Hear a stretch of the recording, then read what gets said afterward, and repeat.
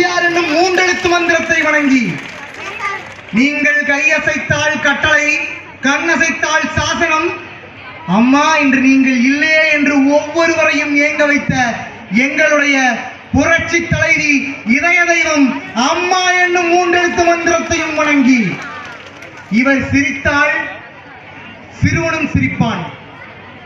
காவிரியை பெற்றுத் தந்தவரும் நமக்கு நம்முடைய பொதுச் செயலாளரும் நேற்றைய முதல்வரும் இன்றைய எதிர்க்கட்சி தலைவரும் நாளைய முதல்வரும் நிரந்தர முதல்வருமாக இருக்க போகின்ற நம்முடைய சேலத்து சிங்கம் எடப்பாடி கே பழனிசாமி என்னும் என்னுடைய தலைவனின் அருளாசியோடு இங்கே மேடையில் வீற்றிருக்கும் சட்டமன்ற உறுப்பினர் திரு விஜயகுமார் அவர்களை பற்றி ஒரு 2 நாட்களுக்கு முன்பு நான் ஒரு காணொளி பதிவில் பார்த்து தெரிந்து கொண்டேன்.